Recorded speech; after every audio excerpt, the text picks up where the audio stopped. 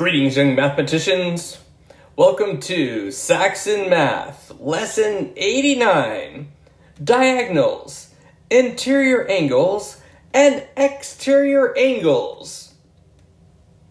If you have not done the mental math so far, please pause the video and come back when you finish the mental math.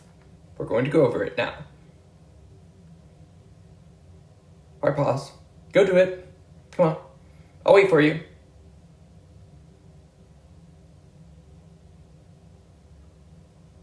Okay, I'll assume you've done it. Now remember, 2 wrongs don't make a right, but 2 negatives do make a positive, or you can think of it as an even number of negatives in the equation. So in this case, we'll end up with a positive number, and 80 divided by 4 equals 20. So we end up with positive 20 as our answer.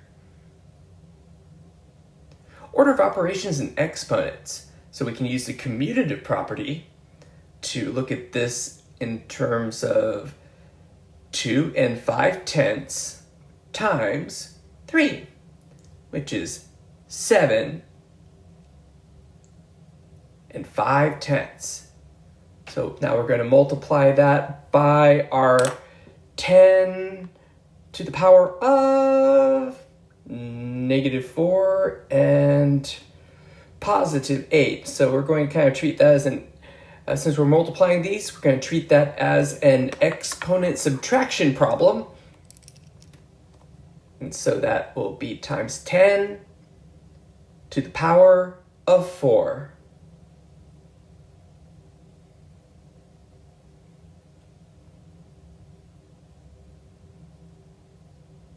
Ratios. So it's kind of one of those how many quarters are in a dollar kind of question. And so 8 quarters is 200 pennies.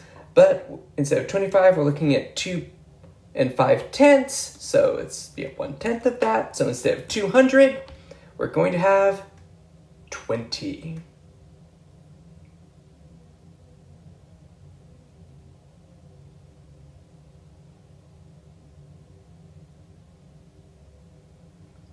And we'll bring our 2g equals 20. And so we'll divide both sides by 2, which will get us to g equals 10.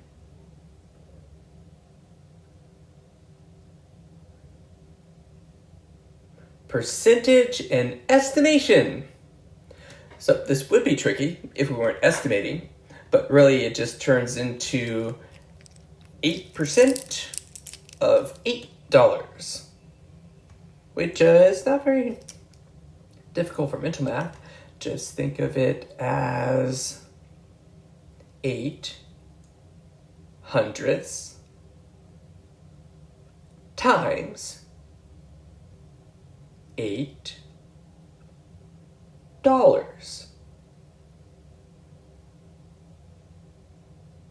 And so it's kind of like 8 over 1. 8 times 8 is 64. Oh, excuse me. 4. But bring the hundredths over. We've got $64 divided by 100, which is 64 cents.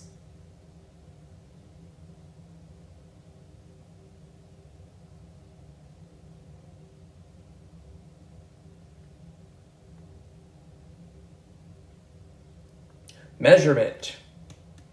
All right, so 1 87 hundredths of a meter to centimeters. So how many centis are in any unit? It's 100. So if we take our 1 and 87 hundredths, just need to multiply that by 100. So we're going to take that decimal point. Oh, part them, and just boinky, boinky, put it there. And that gets us 187 centimeters.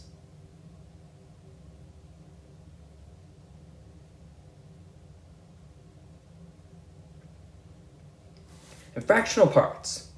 So 100 is 2/5 of m. Well, if $1, pardon me. If $1 is 2 of the fifths, then 1 of the fifths is 50 cents.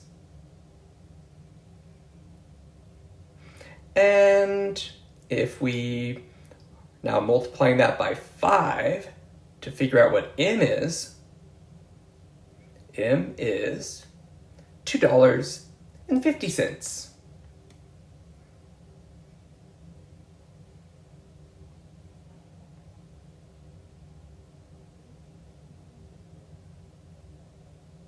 Geometry! What do you call an angle that measures 90 degrees? Hope you don't feel too insulted by this. But guess what? That is a right angle. Good talk.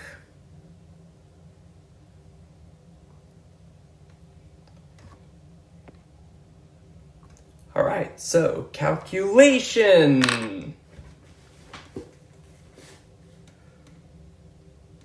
Let's go.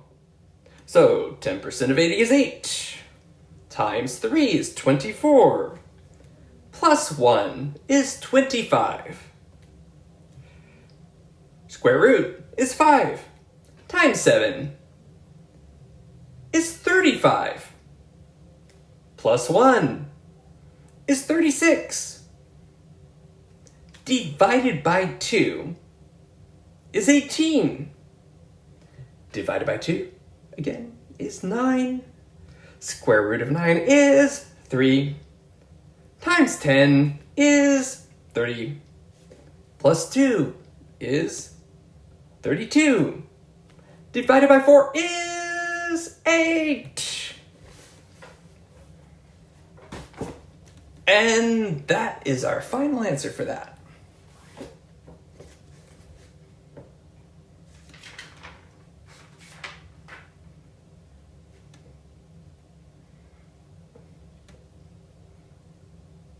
Okay, so let's get into what we're talking about today. And so setting up a basic polygon.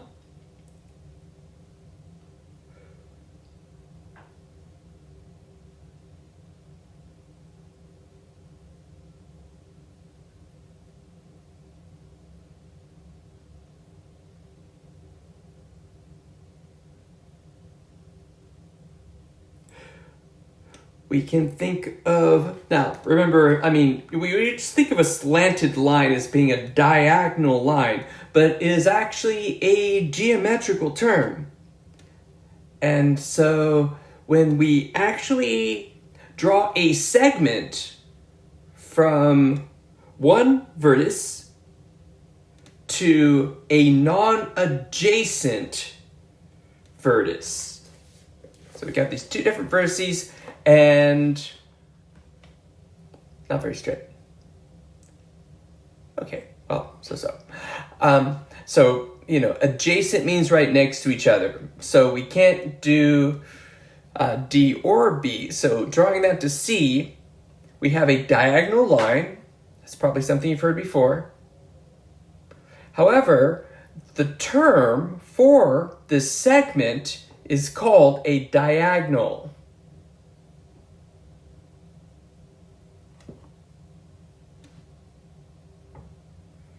So we are going to be drawing a lot of diagonals today. And in the process, we are going to learn a lot about finding out how to figure out what the angles are within polygons.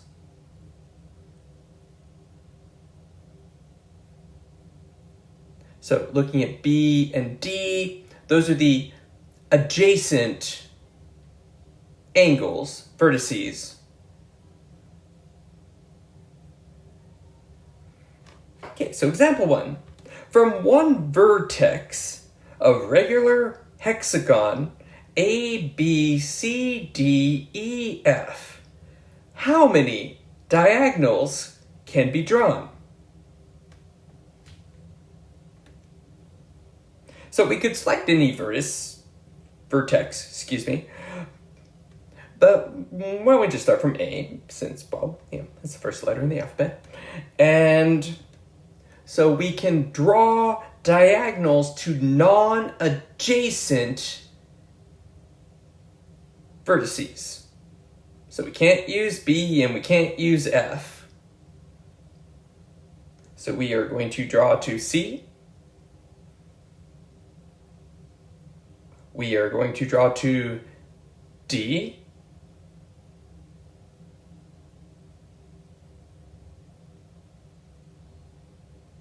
Sooner or later. And we're going to draw to E. Those are the non-adjacent angles, vertices, that we can draw to. And what do we end up with? What kind of shapes do we end up with within the hexagon that we can think in terms of angles with? I see that we have created a few triangles. We've got triangle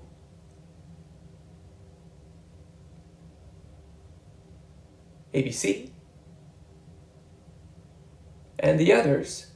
But looking through here, we can look and see that there are these, of course, the angles of the vertices, but we have kind of broken them up a little bit. But in the process, we have created 4 triangles. ABC, ADC, AED,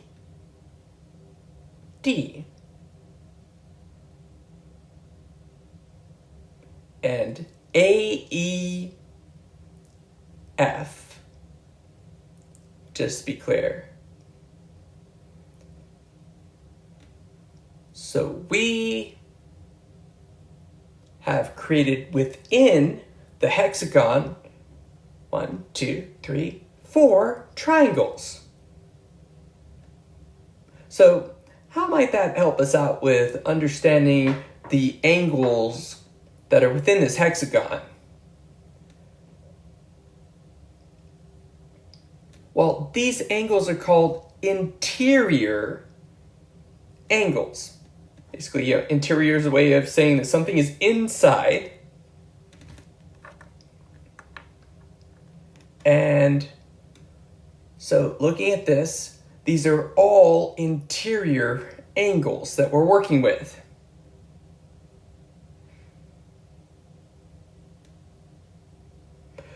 But in a triangle, let's think, how many degrees do all 3 of the angles in a triangle add up to?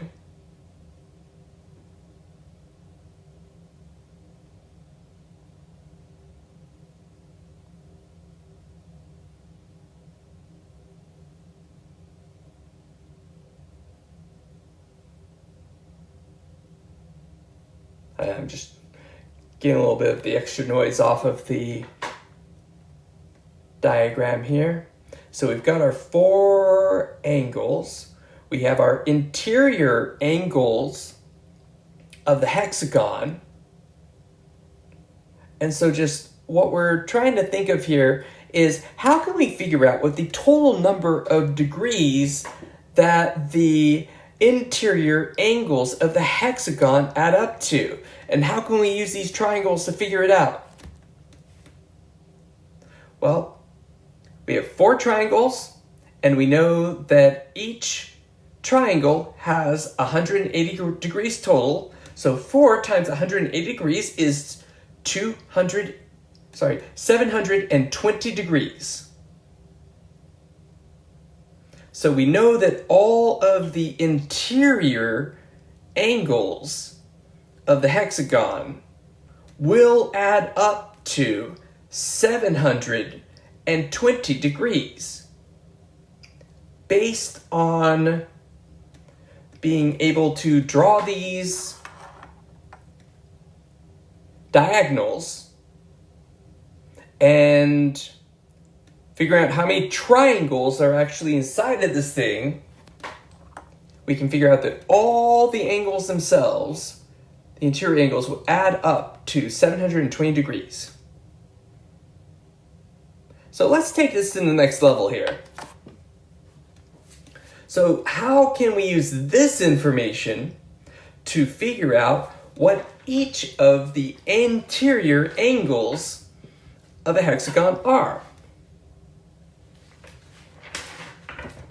So in this example 2, Maura inscribed a regular hexagon, which means all the angles will be the same, and find the measure of each angle of the regular hexagon A, B, C, D, E, F. So remember, inscribing is putting a chord inside of a circle.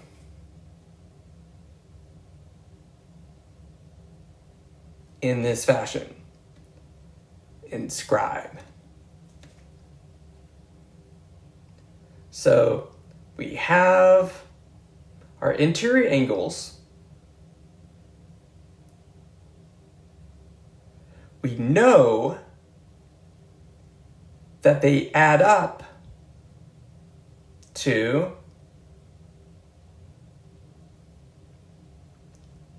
720 degrees, just based off of what we already know. We already figured that out.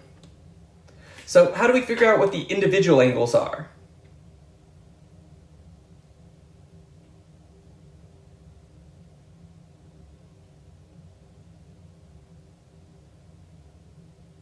Remember our triangles.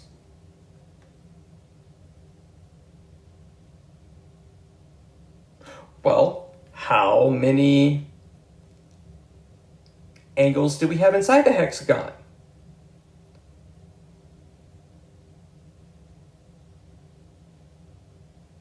One, 2, 3, 4, 5, 6. So since we know what they all add up to, and we know how many individual angles there are, we can do 720 divided by 6 gets us 120 degrees for each angle.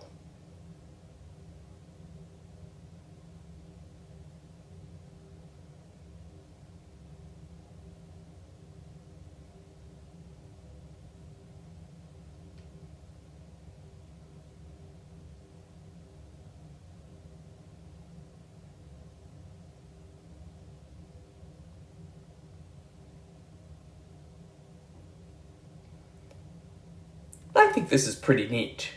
Pretty neat way of figuring this all out.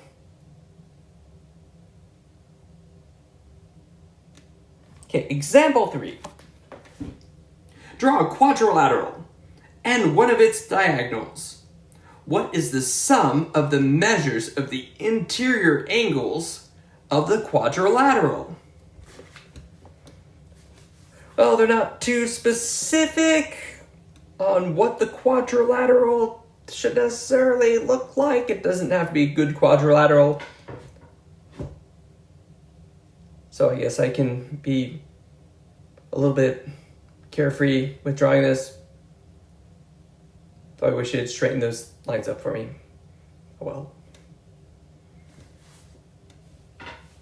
So there's our quadrilateral. There's our diagonal. How many triangles do we have? You guessed it. We have 2 triangles.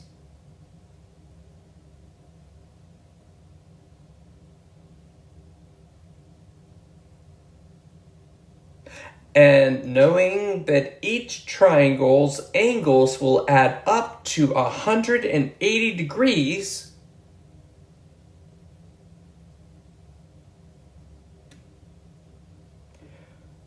we know that the total angles of a quadrilateral, I should say the interior ones inside of the quadrilateral, well, it's just 360. 180 plus 180.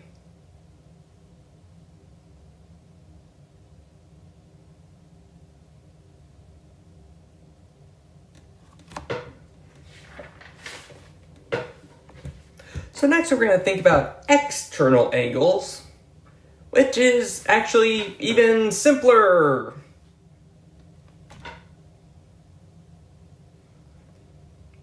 So we already know that the internal angles here will be, since it's a regular hexagon, we have already determined that the interior will be 120 degrees. But exterior, being the antonym of interior, means the ones on the outside of it, not the inside of it.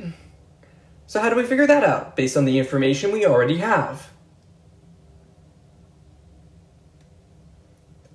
So if the interior angles we already know are 120 degrees each,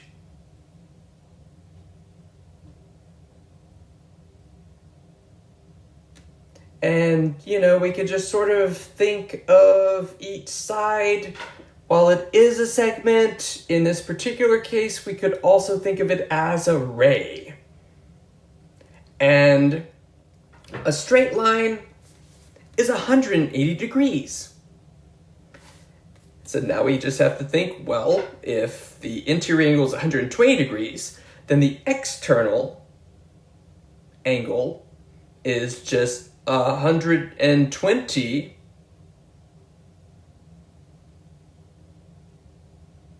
plus x equals 180. Just the two add up to 180.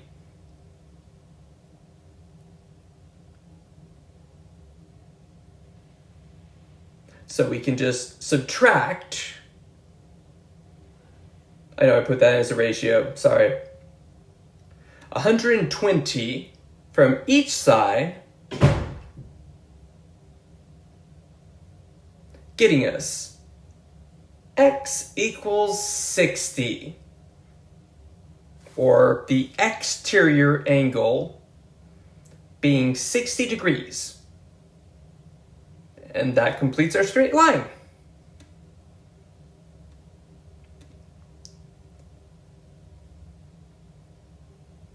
That also completes our examples. But also remember, since it's a regular angle, a regular hexagon, then all of the angles are going to be exactly the same. So it's going to be 60 degrees all the way around for every single external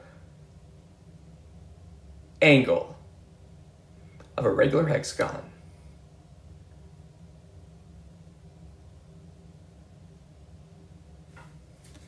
Okay, so if you are with me, then for today, we're going to say, why don't you do the practice on your own?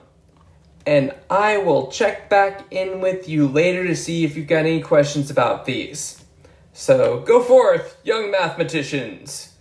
Do the practice set. Talk to me later if you have any questions about it. I'll put up a key for it, and then you can check yourself to see if you were correct. And then if you were not, we'll talk about it later. Okay, well, thank you for joining me today for Saxon Math, Lesson 89, Grade 6.